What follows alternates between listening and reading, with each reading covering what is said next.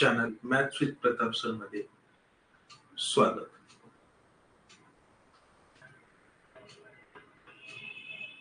सुरू करू आपण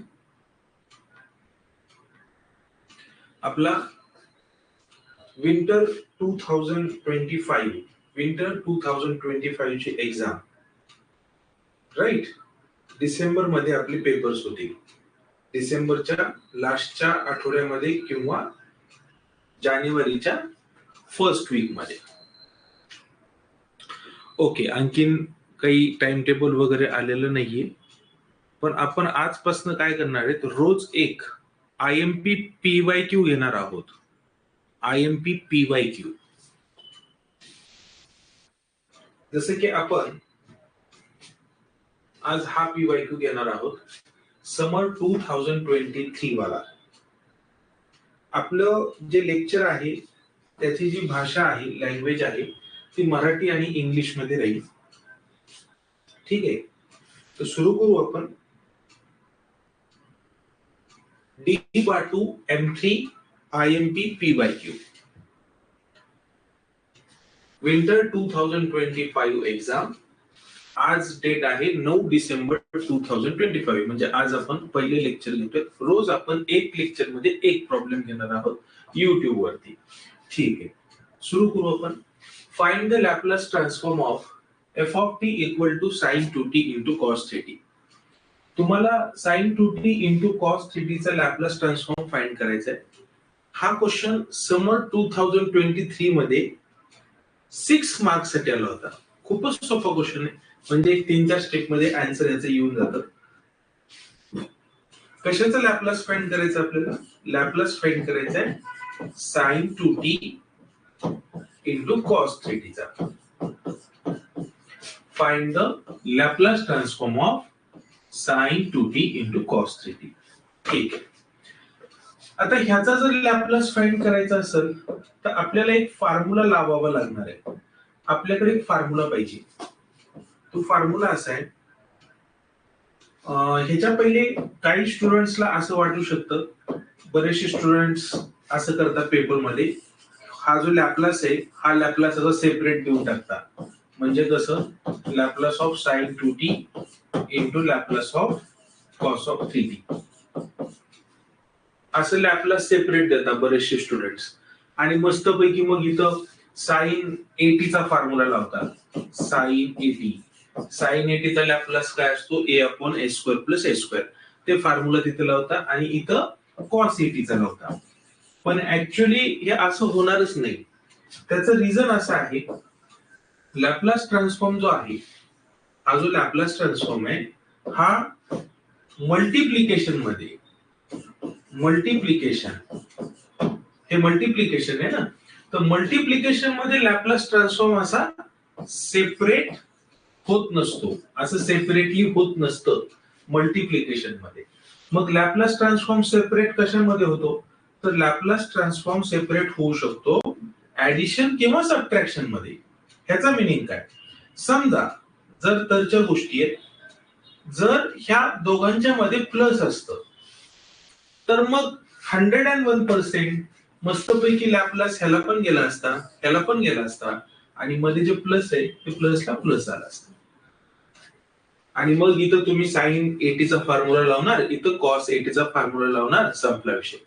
पण हे कधी होऊ शकतं, जेव्हा दोन टर्मच्या मध्ये प्लस आहे, किंवा प्लसला पण चालतं मायनसला पण चालतं. म्हणजे लॅपलास ट्रान्सफॉर्म सेपरेट देणार आणि हा minus as it is. Minus आणि प्लसला लॅपलास ट्रान्सफॉर्म सेपरेट होतो, पण जर दोघांच्या मध्ये मल्टिप्लिकेशन असेल, दिस इज मल्टिप्लिकेशन, तर मल्टिप्लिकेशन मध्ये लॅपलास ट्रान्सफॉर्म असा सेपरेट होत नसतो. ओके, आता मग करायचं काय? आता काही नाही, एक आपल्याला बेसिक फॉर्म्युला माहित पाहिजे. आणि तो कोणता बेसिक फॉर्म्युला आहे? हा वाला बेसिक फॉर्म्युला जनरली सगळ्यांना माहित असतो, 2 sin a into cos b. 2 sin a into cos b म्हणजे किती असतं, तर sin of a plus b plus sin of a minus b. Generally हा सगळ्यांना फॉर्म्युला माहित असतो, sine of a plus b plus sine of a minus b. बरोबर आहे खरे. आता प्रॉब्लेम असा आहे की ह्या फॉर्म्युल्याची स्टार्टिंग 2 पासून आहे, पण आपल्या प्रॉब्लेम मध्ये इथं स्टार्टिंगला काही 2 असं काही दिलेलंच नाही. म्हणजे हा 2 नकोय आपल्याला. हा फॉर्म्युल्यामध्ये जो 2 आहे, 2 इथं मल्टिप्लिकेशन मध्ये दिसतोय ना, तसा इथं 2 इंटू असं नाहीये आपल्या प्रॉब्लेम मध्ये. तर ठीक आहे, मग आपण काय करणार, आपल्याला हा 2 नकोय, तर आपण मॅथमॅटिकली असं करू शकतो, इंटू वाला 2 ह्या साईडला अपोन मध्ये जाईल ना, म्हणजे असं दिसेल का, sine a into cos b equal to, आता हा इंटू 2 अपोन मध्ये लिहू आपण, sine of a plus b plus sine of a minus b. हे असं आपण का केलं, कारण फॉर्म्युल्यामध्ये 2 आहे, पण आपल्या प्रॉब्लेम मध्ये 2 अब्सेंट आहे, 2 नाहीये. जर तरच्या गोष्टी आहेत, समजा आपला प्रॉब्लेमच असा असता, आपला प्रॉब्लेम असा असता, कसा असता, हे पहा, 2 time sign 2t into cos 3t. जर असं असतं तर मग हा 2 ह्या साईडला शिफ्ट करायची काही गरज नाही, पण ऍक्च्युली आपल्या प्रॉब्लेम मध्ये इथं 2 अब्सेंट आहे, 2 नाहीये, त्यामुळे आपण फॉर्म्युल्याचा 2 ह्या साईडला शिफ्ट केला. आता तुम्ही जर पाहिलं तर ह्या साइनच्या समोर तुम्हाला ए दिसतं आणि ह्या साइनच्या समोर तुम्हाला 2t दिसतं.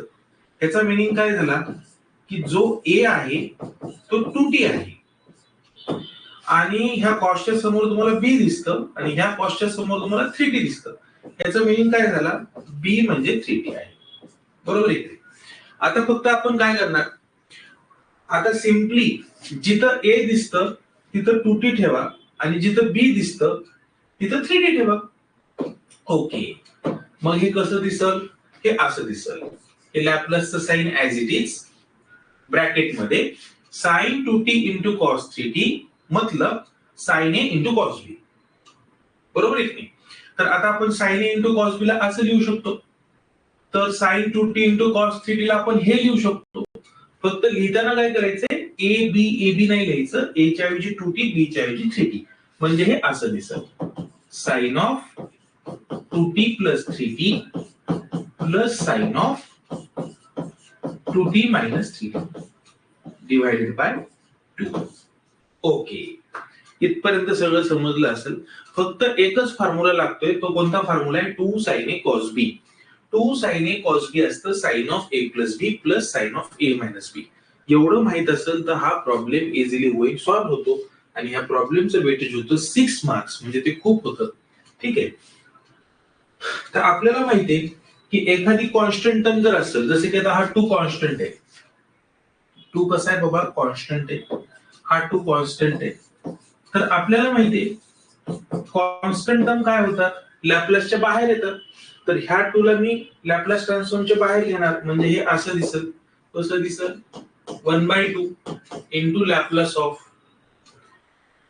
ह्या 2 ला आपण बाहेर घेतलं कारण तो कॉन्स्टंट आहे. लॅपलासच्या मध्ये जे कॉन्स्टंट्स असतात ते बाहेर येत असतात. 2 इज अ कॉन्स्टंट नंबर, उसको अपन ने बाहर लिया. ठीक है.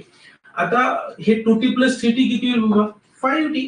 साइन ऑफ क्या लिखेंगे इसको, 5t प्लस साइन ऑफ, याला काय लिहिणार आपण, 2t मायनस 3t म्हणजे किती, मायनस t. ठीक आहे. आता परत तुम्हाला इथे एक छोटा फॉर्म्युला माहित पाहिजे, आणि तो फॉर्म्युला असा आहे, कसा आहे फॉर्म्युला, असा येतो, हे हा फॉर्म्युला तुम्हाला माहित पाहिजे. जनरली हे फॉर्म्युले सगळ्यांना माहित असतात. Sine of minus theta, sine of minus theta is a minus sine theta. म्हणजे काय होतं, हा मायनस समोर येतो. तर सिमिलरली इथं काय होईल पहा, साइन ऑफ हे इथं मायनस टी दिसते, साइन ऑफ मायनस टी काय बनल, मायनस साइन टी बनल. हा मायनस बाहेर येईल, बरोबर आहे की नाही, अकॉर्डिंग टू हा वाला फॉर्म्युला. पण जेव्हा हा मायनस बाहेर येईल तेव्हा ह्या प्लस वर तो इफेक्ट करेल, आणि मग ह्या प्लसचं होणार मायनस, कारण प्लस मायनस मायनस असतं. तर आता तुम्हाला नेक्स्ट स्टेप अशी दिसायला पाहिजे, 1/2 into Laplace of sine 5t minus sine t. आता मला सांगा ह्या दोघांच्या मध्ये तुम्हाला कोणतं साइन दिसते? मायनस.